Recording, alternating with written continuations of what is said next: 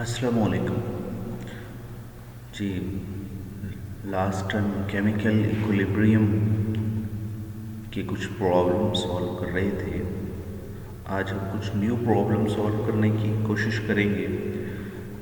पहला प्रॉब्लम है balance each reaction and right it's reaction quotient.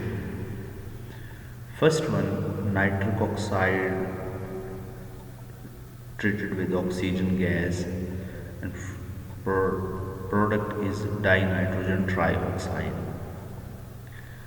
Second one is sulfur hexafluoride treated with sulfur trioxide and for product formation is SO2F2. Second one is sulfur chloride pentafluoride treated with hydrogen gas and disulfur decafluoride and HCl is the product। सबसे पहले इन equations को balance करना है, फिर इनके reaction quotient लिखनी है। सबसे पहले देखिए क्वेश्चंस के अंदर ए पार्ट, इसके अंदर नाइट्रोजन जो है वो बोथ साइड पे इक्वल नहीं है। प्रोडक्ट साइड पे there are the two nitrogen, on the reactant side there is a one nitrogen। तो बैलेंस करने के लिए हम क्या करेंगे, we put 2 on the reactant side। अब देखेंगे nitrogen atoms are same on both sides। Second one, oxygen is the same on the both sides।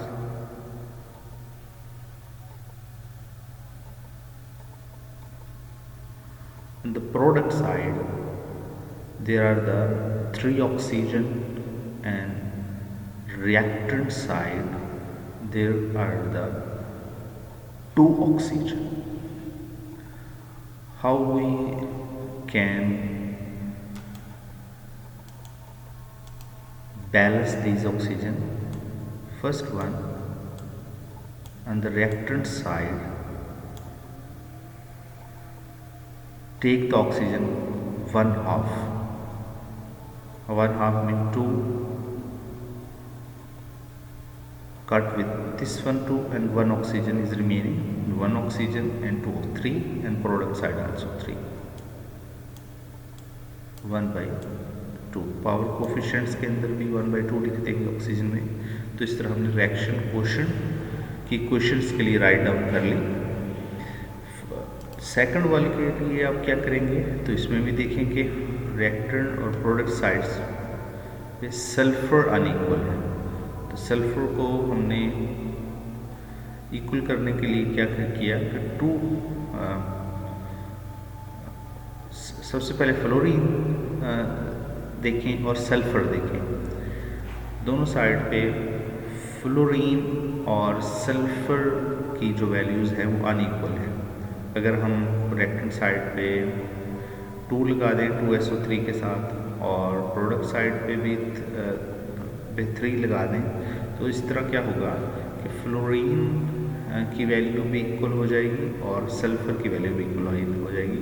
इसके बाद आप इसके लिए रिएक्शन क्वोशिएंट लिख लें। और पावर कोफिशिएंट्स के अंदर ये जो कोफिशिएंट्स सबको नज़र आ रहे हैं 2 और 3 कोफिशिएंट्स के अंदर लिखा जाता है। अच्छा जी, नेक्स्ट वन क्वेश्चंस है जिसके अंदर क्लोरीन फ्लोरीन और सल्फर ये मोस्ट इम्पॉर्टेंट एलिमेंट्स थे। अब देखेंगे फ्लोरीन दोनों तरफ इक्वल हैं नहीं हैं। फ्लोरीन प्रोडक्ट साइड पे 10 है, फ्लोरीन रिएक्टेंट साइड पे 5 है और सल्फर प्रोडक्ट साइड पे 2 है, सल्फर रिएक्टेंट साइड पे 1 है। तो फिर क्या करेंगे कि क्वोशिएंट्स अब कोफिशिएंट्स 2 लगा लें रिएक्टेंट साइड पे और इस तरह हम फ्लोरीन 10 हो जाएंगे रिएक्टेंट साइड पे, प्रोडक्ट पे भी 10 है, सल्फर भी 2 हो जाएंगे दोनों साइड पे 2 और हाइड्रोजन ऑटोमेटिकली भी बैलेंस हो जाता है इसमें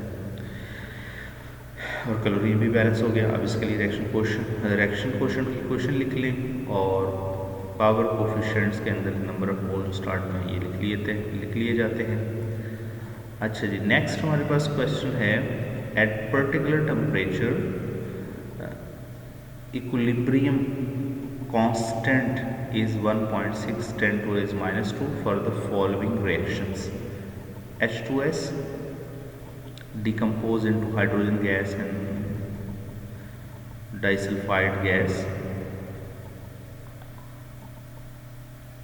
अब क्या करना है कि वो हमें वो दो ऑप्शंस देता है कि अब इनके लिए हमने क्या करना है, इनके लिए के कैलकुलेट करना है, यानी कि इक्विलिब्रियम कांस्टेंट की वैल्यू कैलकुलेट करनी है। सबसे पहला उसने ऑप्शन दिया है कि जो इसके अंदर क्या किया इसने ऑप्शन में कि जो इक्वेशंस है ओरिजिनल इक्वेशंस, इसको रिवर्स लिखा है और 1/2 के साथ डिवाइड भी किया है। सारी क्वेश्चन मल्टीप्लाई कर लिया है, आप यूँ समझ लेंगे पूरी क्वेश्चंस को हमने 1/2 के साथ इस पूरी क्वेश्चंस को मल्टीप्लाई भी किया है और इसी क्वेश्चंस का रिवर्स भी लिखा है। दूसरी क्वेश्चंस में हम देखें तो 5/2 के साथ मल्टीप्लाई किया हुआ लेकिन रिवर्स नहीं किया। अब इसके लिए हमने के की वैल्यू दोनों के लिए सेपरेट कैलकुलेट करनी है। अब पहली क्वेश्चंस के अंदर दो पार्ट्स हैं, दो हिस्सों में इसको डिवाइड करना है। सबसे पहले अगर हमने रिवर्स लिखा है तो जो इसके लिए अगर हम के की वैल्यू डिटरमिन करेंगे तो उसको हम के रिवर्स कहेंगे, equilibrium constant for reverse process, reverse reaction भी कह सकते हैं। तो इसको हम रिवर्स लिखने की वजह से 1/k लिखेंगे और जो के की वैल्यू हमें दी गई है 1/1.6 10 to the minus 2 62.5, तो के रिवर्स की वैल्यू हमारे पास जो आ गई हमारे पास बेसिकली ये के है और ये जो है दैट इज़ द रिवर्स, यानी के रिवर्स की वैल्यू हम उसी वक्त फाइंड आउट कर सकते हैं जब हम 1/k लिखेंगे। अच्छा जी, फिर क्या हुआ इसके अंदर कि जो हमने के रिवर्स की वैल्यू ना फाइंड आउट कर ली, इसके बाद इसकी पावर में 1/2 भी लिखेंगे। वाई? वजह ये थी कि ना सिर्फ हमने इसको रिवर्स किया था बल्कि पूरी क्वेश्चन को 1/2 के साथ देखिए मल्टीप्लाई भी किया हुआ है। इस पूरी क्वेश्चन को 1/2 के साथ मल्टीप्लाई भी किया है, जिस वजह से हम इसको स्क्वायर रूट लेना पड़ेगा, 1/2 पावर में लिखेंगे तो जो आंसर हम निकालेंगे 7.91। सेकंड में पार्ट में क्या हुआ कि 5/2 के साथ क्वेश्चन को मल्टीप्लाई किया हुआ है लेकिन रिवर्स नहीं किया। तो ये सिंपल है, जो हमारे पास के की वैल्यू आई है इसकी पावर आप क्या कर लेंगे 5/2 ले लेंगे। इसकी पावर 5/2 = 2.5, तो इट्स मीन इसकी पावर में 2.5 लेके इसका आंसर निकाल लेंगे। तो ये सेकंड वाले के लिए हमारे पास इक्विलिब्रियम कांस्टेंट का एक्सप्रेशन आ जाएगा। होप सो आपको ये कंसेप्ट समझ में आ गया होगा कि किस तरह हम के रिवर्स फाइंड आउट करते हैं